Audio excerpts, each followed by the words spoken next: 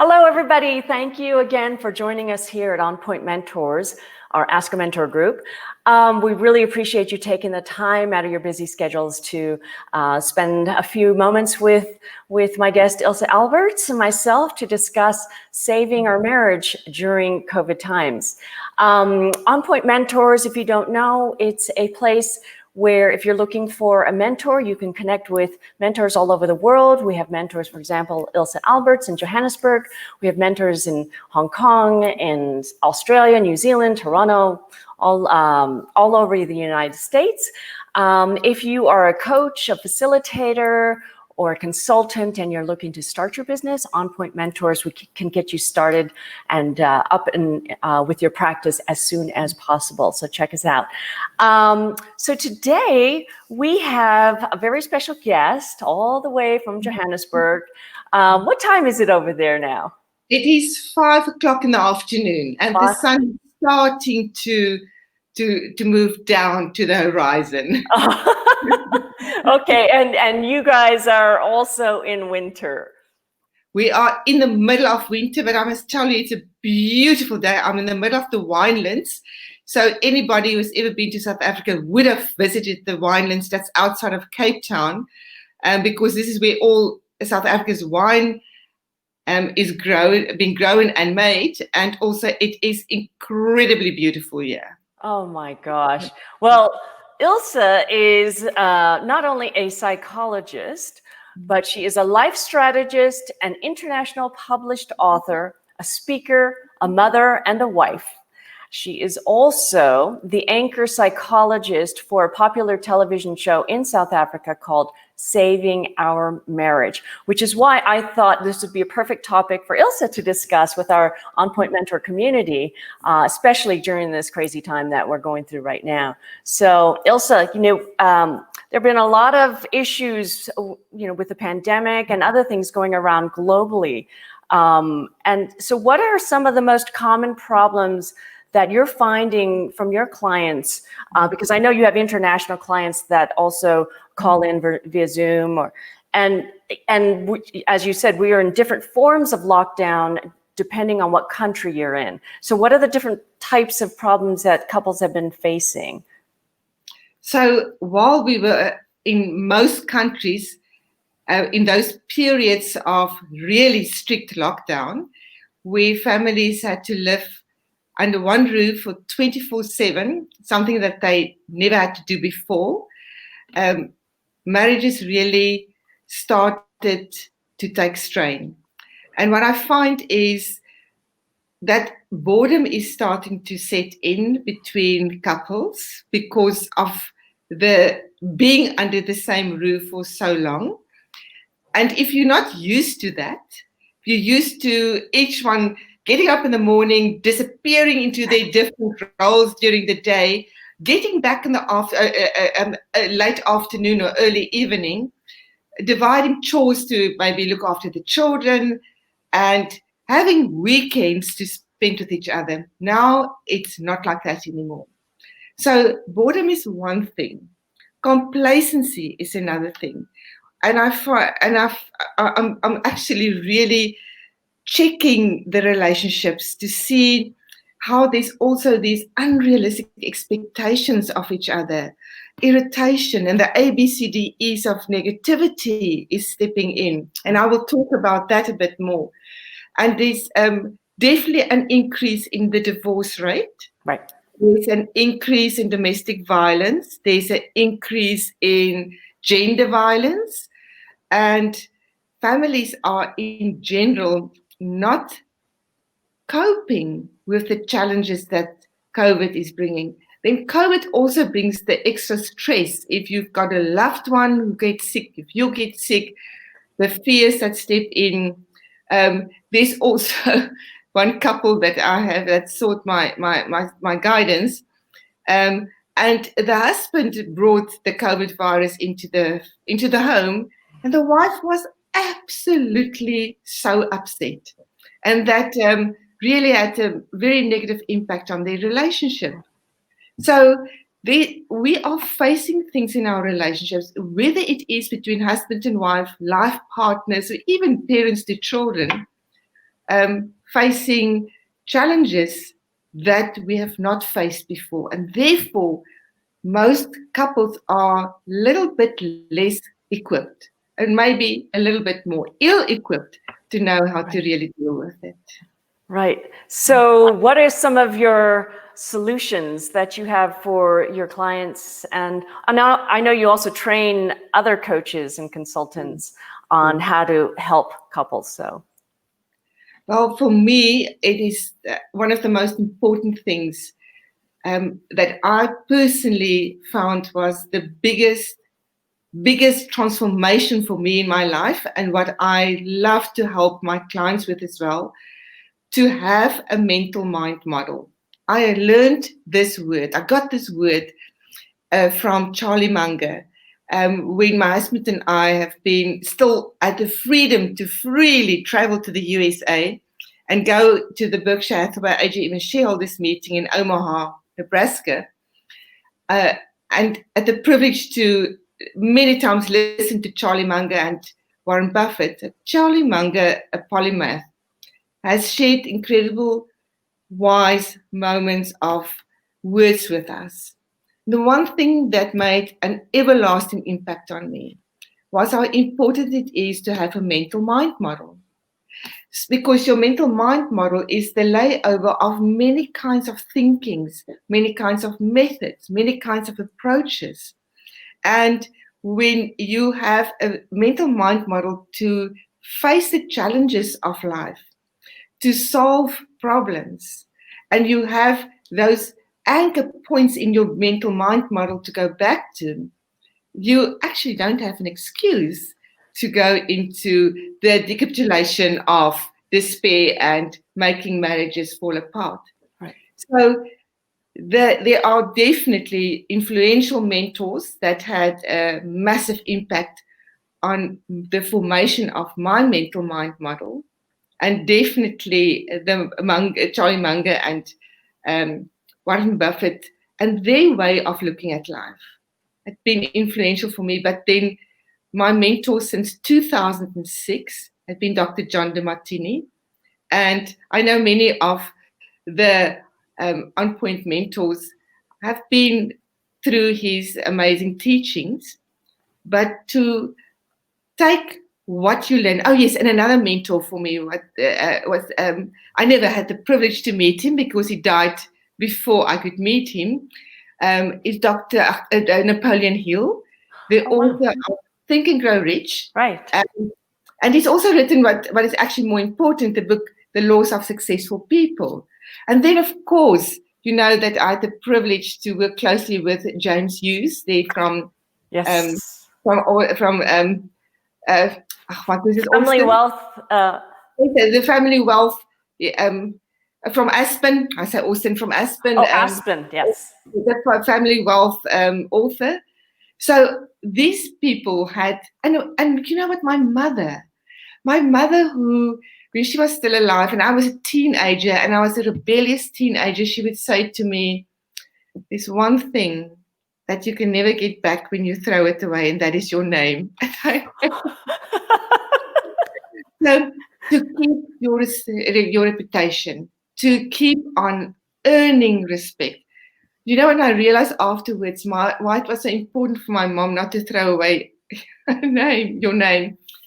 When she was christened, my grandparents gave her male names.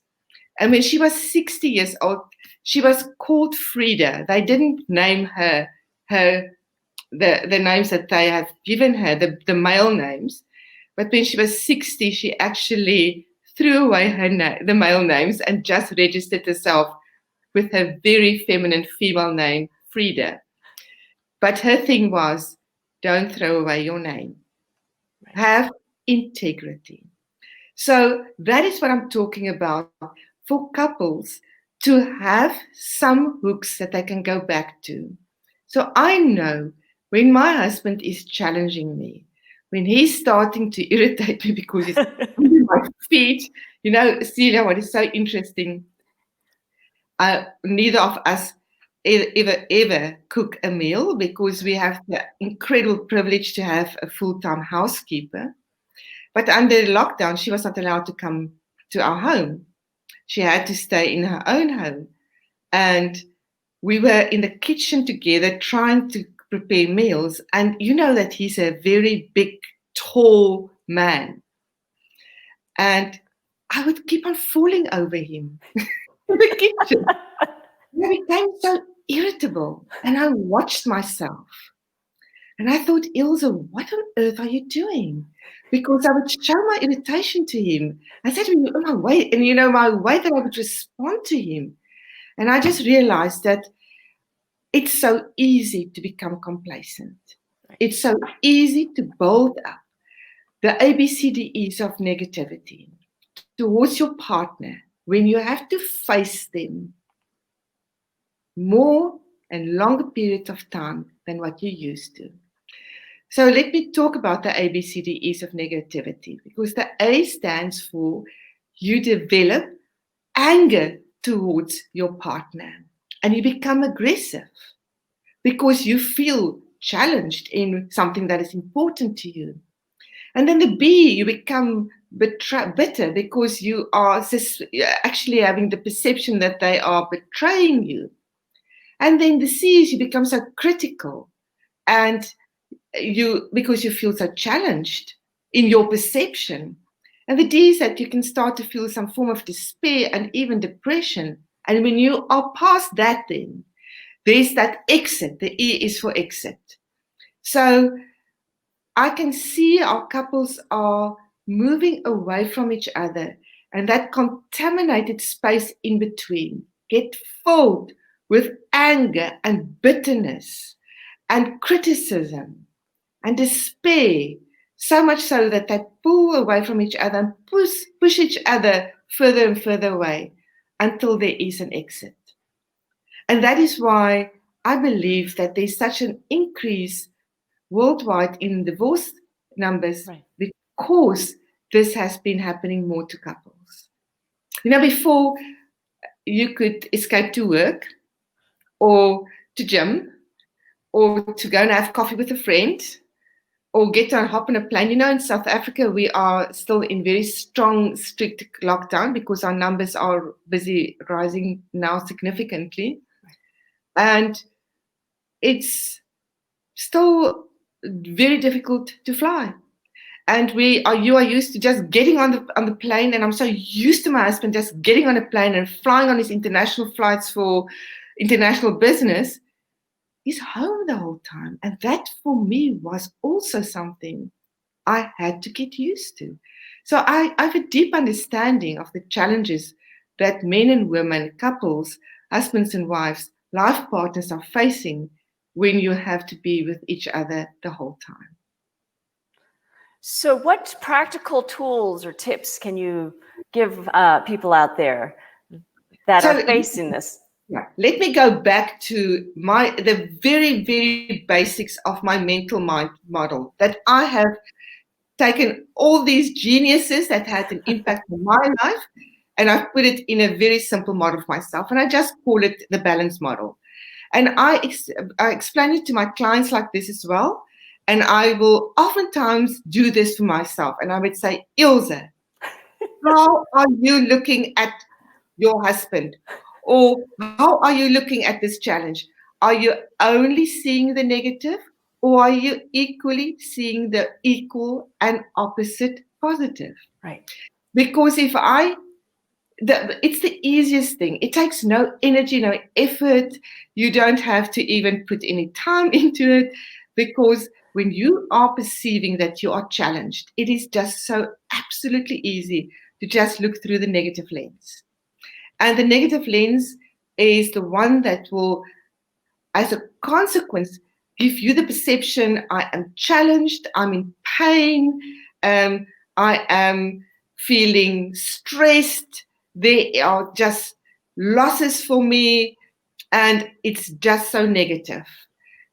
But when you take the energy, the effort, the focus, the time, and you just go and put that other lens equally on it, because for me, it was an absolute groundbreaking realization that Newton's third law of for every action there's an equal and opposite reaction, not even in different time and space, but in that synthesis and synchronous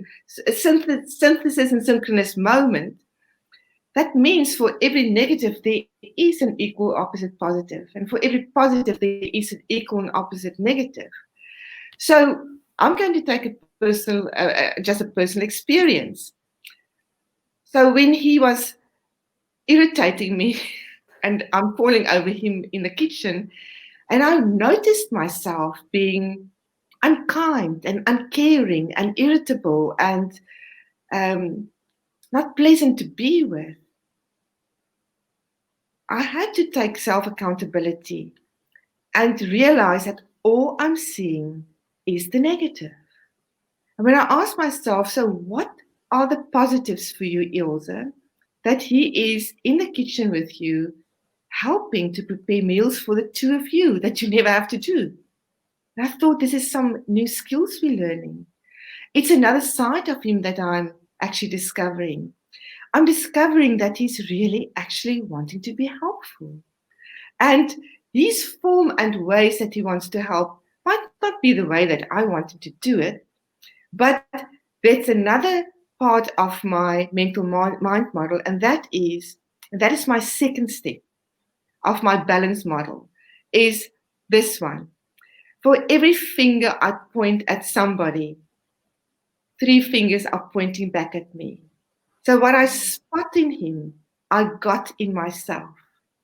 So I had to ask myself, so Ilze, where do you think you're irritating him in the kitchen?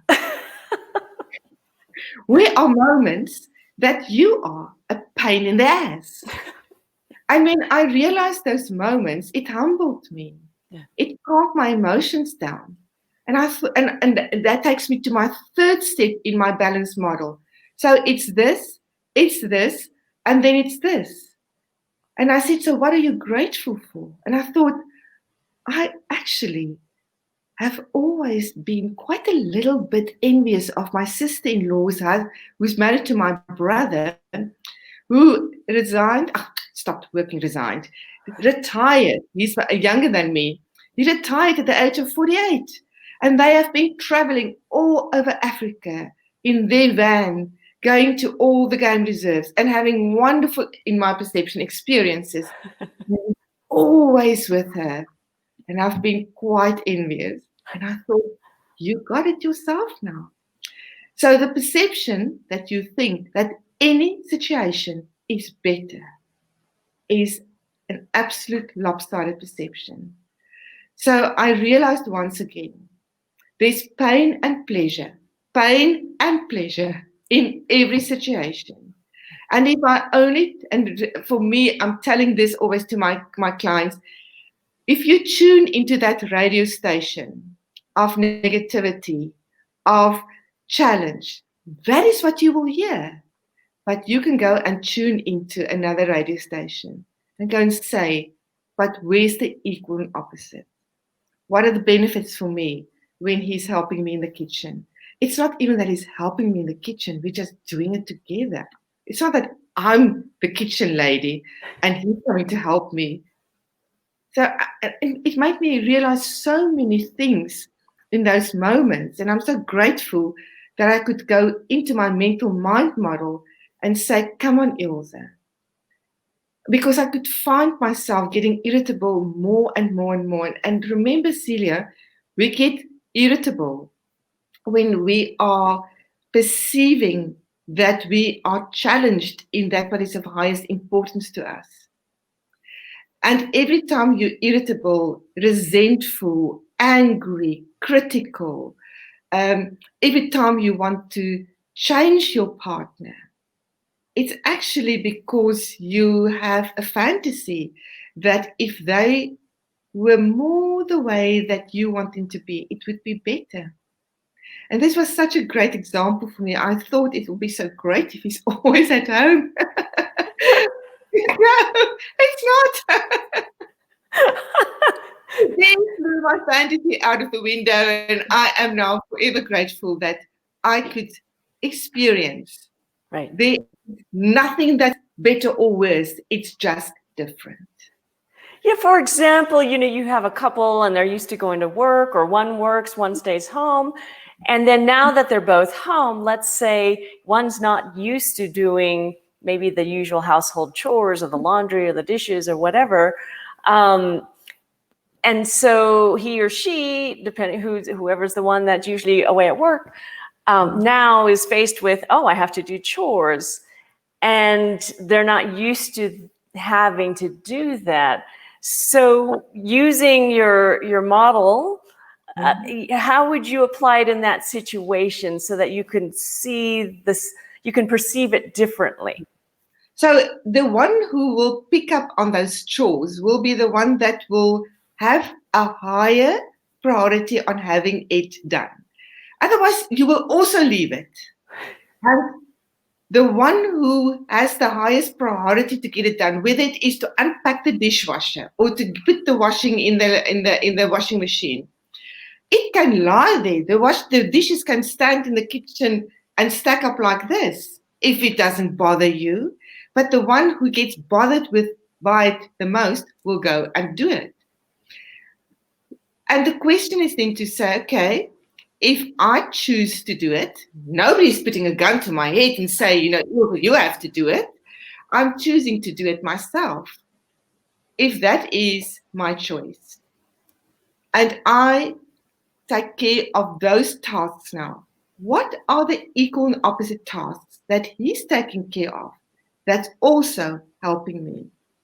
And in my case, I can see when I'm the one in that very strict lockdown times when I didn't have my wonderful housekeeper with me, I was definitely the one who would pack and unpack the dishwasher many times, more than him.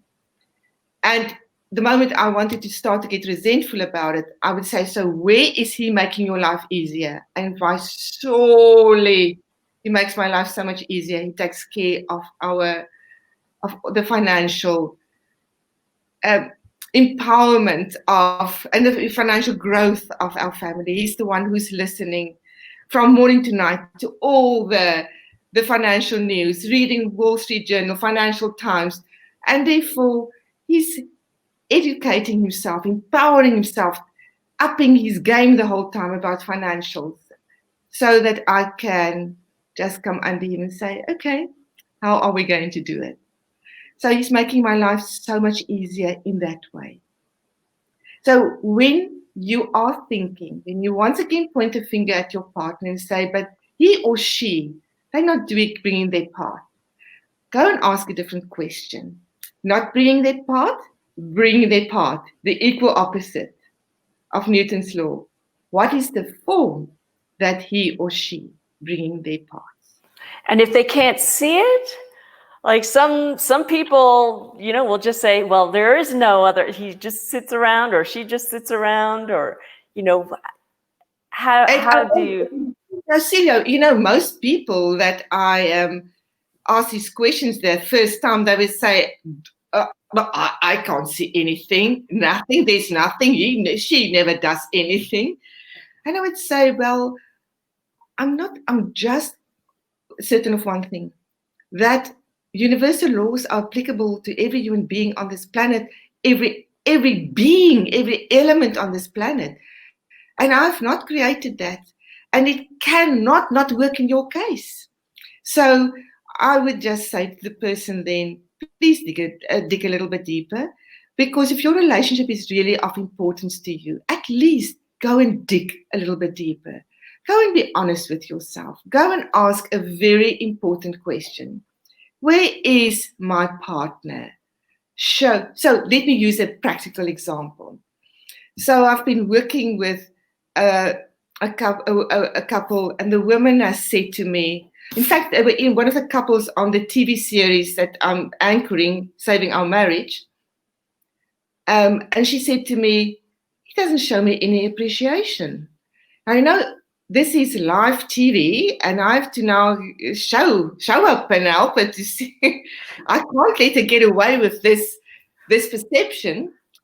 And I just said to her, I introduced her again. I said to you, I want to remind you that there is this law that says there's an equal and opposite. Newton was very, very clear about that many years ago. And it's not been rewritten yet, according to my knowledge. I said to her, so the form that he is showing you appreciation is not the form you wanted. It's the form he shows it. So I know that there are lots of people that read the 5 love languages. And yet that is quite valuable because you can go and read, what do I think my partner's love language is?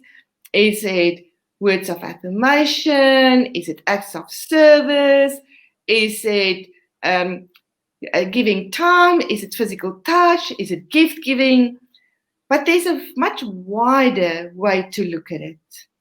And the way that you can go and look, the form that your partner is showing you appreciation is to go and say, where does he show me appreciation?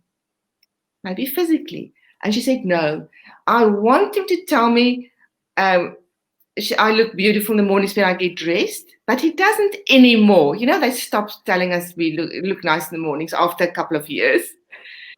I said to her, so when last did you tell him that he looks handsome?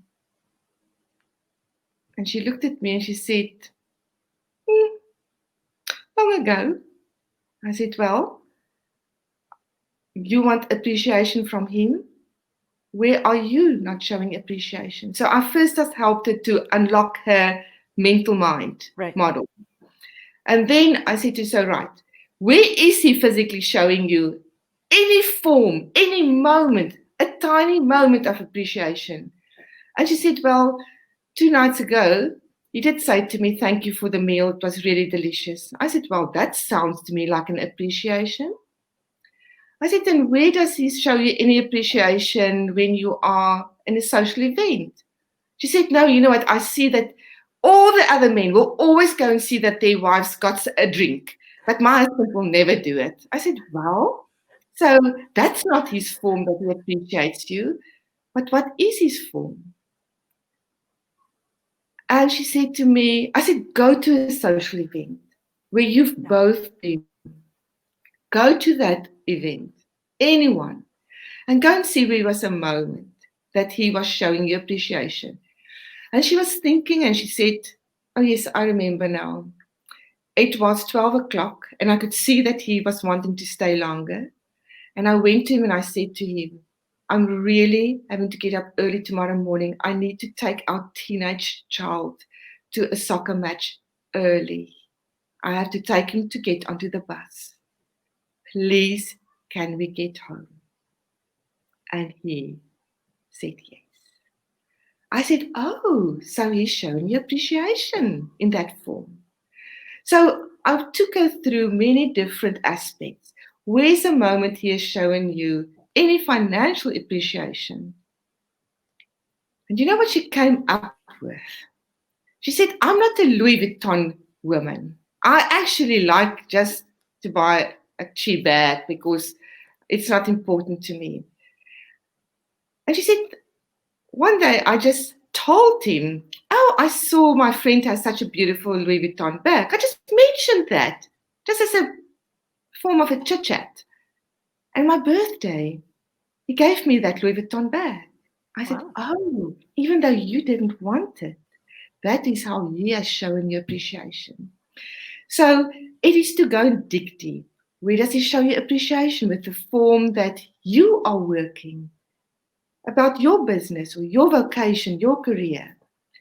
And where's he showing you any form of appreciation about the children? She said, I heard him say the other day to his mom that my wife is really a good mom. She said he doesn't tell me that, but his mom told me that he told her that. So her perceptions changed. Her anger, resentment, her bitterness, her comparing him to her best friend's husband, who's doing it in her perception in the form that she wants it. She said, my husband always would put his arm around her when they're in social events. My husband never does. I said, wow. every person love in their own unique way. So, how do we get? So we couples, I think nowadays are facing a lot of different types of issues. Like financial issues, and of course, when we talk about the escalating numbers of domestic violence in households. So, how would you use your mental mindset model to tackle some of these real challenging issues? Some of the deeper ones, the darker ones. Well, some of the darker ones are also sexual, where couples are now more with each other. There's usually in a partnership, one that wants sex a little bit more than the other one, or a lot more than the other one, and then you get the individuals that also has a very high expectation of their partners to have sex very, very often. I've been working with a couple who the husband had a real addiction to sex, and he would demand and command of her to have on average 7 to 8 times a day sex with him. And that was exhausting for her. She started to really resent sex, and she started to feel that all she's important for is to just be someone he can have sex with. So that's a more complicated one. So how do you use this and this and this, right, and help a person like that? Well, I of course, this is a more complicated case, and I like to work with a person like that individually, and I will help her to go and see what are the things most specifically about his behavior that she dislikes. So she might say he is over demanding, or he is intrusive into my space, or he's not showing me respect. Then I will take each one of those and help her to see where she is pointing the finger at, where she is also portraying moments of that, so that her judgment of it also becomes less. Because if your husband demands 7 or 8 times a day to have sex with you, and you think that you are his sex slave and you have no right to say no, what does it say about your own self-respect and your ability to stand up for yourself? So it's feedback to that lady that she has become subservient, a doormat, and it's really time for her to up her game, her own personal game, so that she can have boundaries with him. Because there's no rule that when a husband wants sex 8 times a day, the wife has to be compliant. She is choosing to be compliant because she has lost her ability to stand up for herself, to have healthy boundaries herself. So I helped her with that. So every time that we look in the mirror of our partners and we see something of ourselves, it gives us feedback where we can go and work on ourselves, grow ourselves. You know that Dr. John de Martini says the purpose of marriage is not happiness. The purpose of marriage is to have your complementary opposite to delegate to. And I say the purpose of marriage is to have a very, very clear mirror in front of you that reflect back to you your weaknesses, your challenges, your points of disempowerment, and it is a great invitation for you to say, I want to up my game for myself, for my relationship, for my family, for my community, and for the purpose that I have to bring to this world. So a marriage is just a feedback mechanism of how far you have grown in your own empowerment. Right. Because Cecilia, you have been married for 15 years to Johnny as well. I know 15 years yesterday. just yesterday, yes. And I know that you two are also absolute best friends. I have the absolute privilege to have my husband as my best friend as well. So it is the art to develop friendship.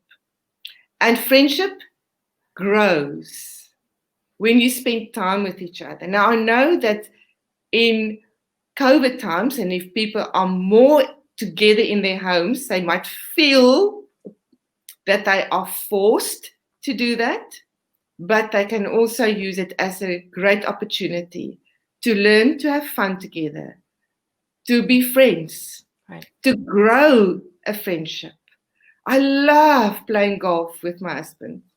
I don't play golf well. He plays far better than I do. At least I always say I play beautiful golf because I have beautiful golf outfits. But I love that we have a hobby that we do together. Right.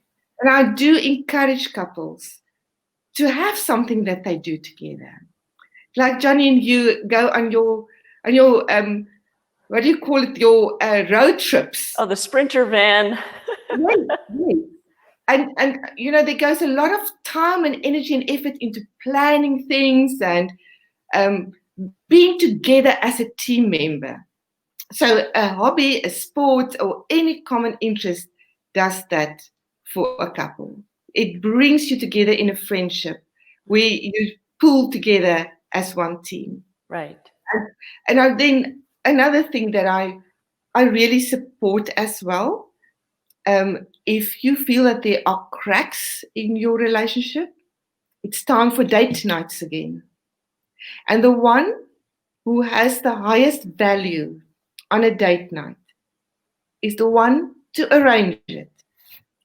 If a couple sits in front of me and he says, my wife never arranges date nights, and he brings it up, I know that it's more important for him than for her. And I would say then to him, but why don't you arrange it? What about sending her WhatsApp in the beginning of the week and say to him, hey wife, meet me at the Rib Shack, or whatever your favorite restaurant is. Well, when you can go to a restaurant. When you can. But we will get back there again. We will get back. So how do you have date night in the house when there's a ton of kids running around? Well, the kids go to bed. Oh, you know what, Celia? There's a wonderful babysitter in most homes, and it's called the television. And most children love television, and most teenagers love their devices. Yeah. The gaming in their devices, whether it's social media or what's it, TikTok or playing their games.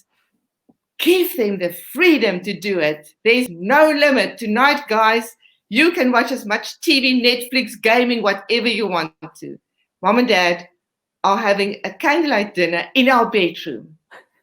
But the one who desires it is the one to take care of it. Because if I desire it and I sit with a long face and think, but my husband never arranges a date night with me. If I desire it, it's for me to take the action. Right. And I know it's to bring the surprises as well. Yeah. I read someplace that you should limit it in the beginning to 15-minute date sessions, only because he said, you want to succeed. If it's more than 15 minutes, you start talking about the daily problems and everything else. Definitely a rule for date nights. No talking about the children. No talking about money unless it's inspiring and you want to talk about how much money you've made and how happy you are about it. No talking about the tough issues because you will end up fighting.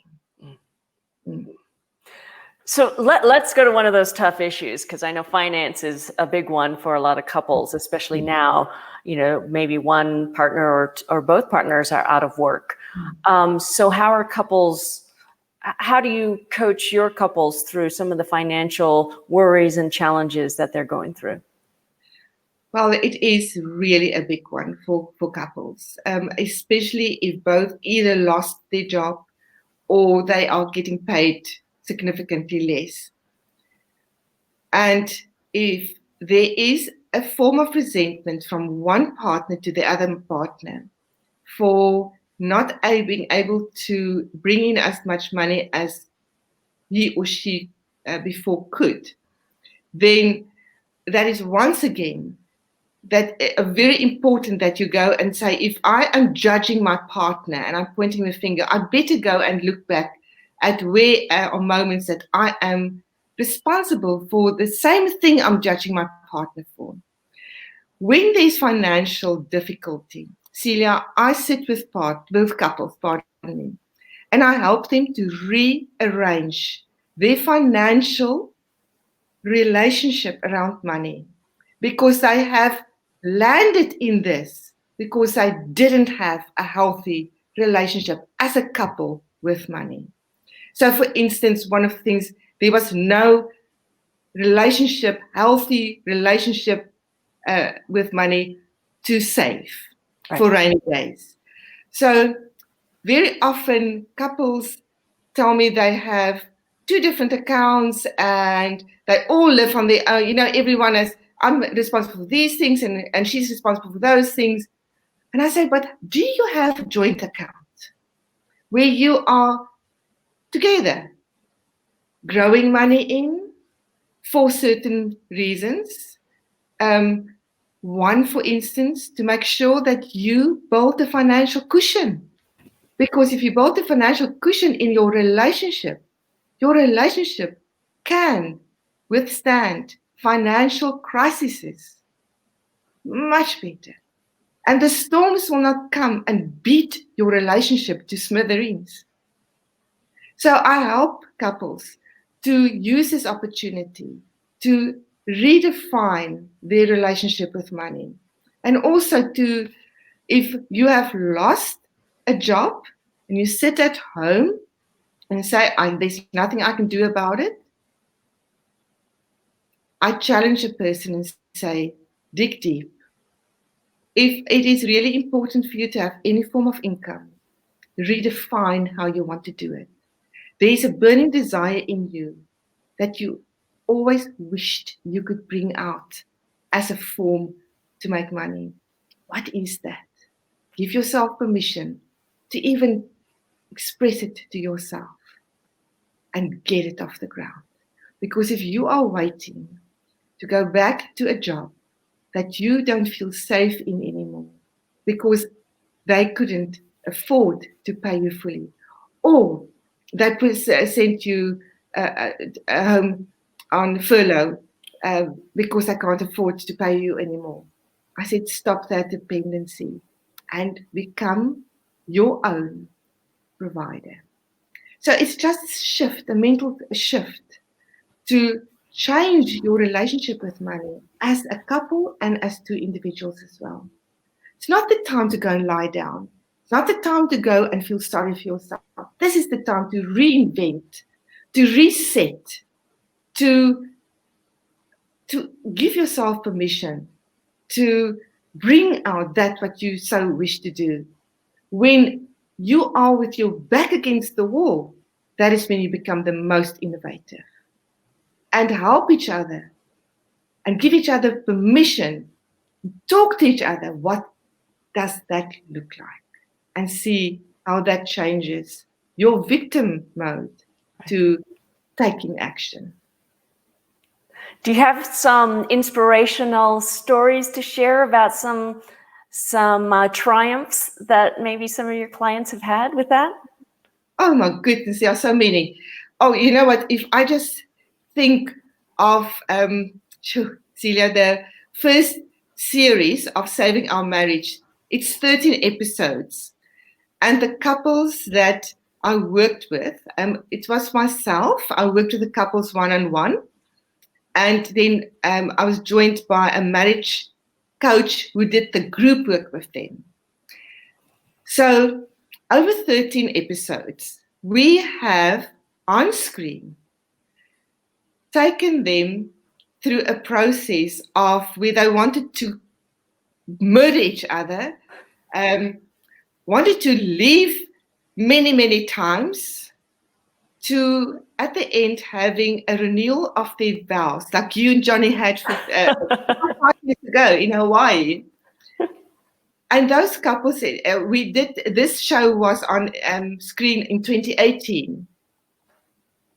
And we helped them to have the skills, to have the know-how, to have the conversations, the way to know how to have an apology conversation, to own up and say, I have been wrong. Not because of what you have done, I have been wrong in my reaction. And to become more caring with each other, because a caring relationship is a relationship where you want to be closer to each other. When you are careless with your partner will pull away and you will push away. If you are too careful, your partner doesn't want to be with you because you're walking on eggshells and you're not real. So those couples are still together today. They are, we follow up with them from time to time, and they are still examples and influential in their communities of couples that made it. And I tell you what, we saw stormy relationships because we were really pushing for some sensation as well, of course, it's TV. Television. And they have grown phenomenally. So when you invest in learning skills to make a relationship work, if you invest in learning skills to be a great parent, if you learn skills to have a good relationship with money, if you learn skills to have a healthy relationship with your body and your health, if you learn skills to bring the service to the world that you love to and make the money you love to, that is when you start to transform. And that is when relationships, when you do that together and you grow together, that is when relationships start to blossom. And my wish for every couple is that you will bring the best out in each other, because you can also bring out the worst in each other. But that you will end up saying, my partner helped me to bring the best out in myself. And I did the same for my partner, because we chose to be caring more times than careless or careful. We chose to communicate more openly. We chose to learn to say, I was wrong. We chose to spend time together and build a friendship. We chose to have a vision for our marriage. And that is the thing that I actually want to end with, because for me it's such an important thing, Celia. Just go and sit down and design the vision for your marriage. What are the heart's desires that you have for your marriage spiritually? What are the desires you have as a couple for your marriage mentally, in the way that you use your mind power? And what are the vision that you have for your marriage as a couple, in how you bring your service to the world through your careers or your businesses? And what is the vision that you have for your relationship as a couple, financially, and the impact that your finances that you built up together have on your family, your friends, your community, and maybe even bigger? And what is the vision that you have for your relationship, family-wise? And what about socially? What is your social vision for your relationship? And is it important for you that you also have friends, couple friends, and individual friends? And what is the vision you have for your relationship, physically wise, sexually, and how you each look after your own health, your own well-being, the way that you present yourself, the way you dress.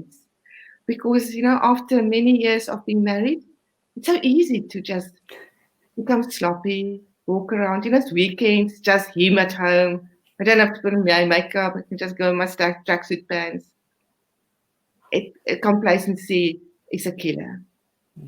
So to have a vision, and then on your marriage, on your wedding anniversary, pardon me, on your anniversary day, take the vision out, revisit it, go and see where you are on track, go and see where you want to bring in some changes. Maybe you have written down last year, we are going to have our vision for our next year is sexually, we want to have sex 3 times a week. But now things have changed a bit. And now you say, oh no, maybe 3 times a week is a bit too much. Let's say maybe 1 to 2 twice. And you twist and tweak it. And you revisit your vision and you update it. And you read it again. You put it where you can actually see it. And you revisit it when it's your anniversary again. And you see, how are we doing with each other? That's fabulous, Ilse. Thank you so much. I think we're just about reaching the hour. Will you come back? Because there's so many topics I want to dive deep into, and I'd love to hear your take on it and your perception of how we can help our clients out there, our other coaches and consultants who want to work with couples. So thank you so much for that. It was so super cool to be here. And I love talking about my favorite topics. And relationships are definitely one of those. Right.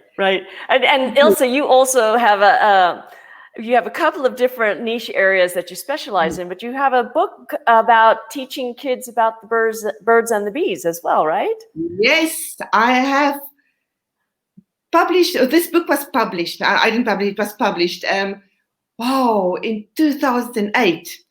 And Celia, I've written this book as a product of when my daughter, who is now 33 years old, when she was 5 years old, I was fetching her from nursery school, and she said to me, Mom, she was sitting in the back seat of the car and talking about the day. I said, Mom, can I ask you a question? I said, of course you can. She said, Mom, what is an abortion? I almost jumped out of the car, and I thought, I'm going to run very far. And that took me on a journey of going to find out about sexual education with children, and I found fascinating things. So much so that I got really empowered for my children's sake, written books for kids, given my talk how and when to tell your kids about the birds and bees to thousands of parents. And I can give that talk in my sleep. But I know I have helped thousands of parents to take a very complicated topic and make it warm and caring. Well, let's talk about that next time, because I bet there are a lot of people who want to learn how to do that. For sure. All right, Ilse, thank you again for joining us, and we'll see you next time. See you next time, Celia. It was fabulous to spend this hour with you. Thanks. You too. Bye-bye. Bye.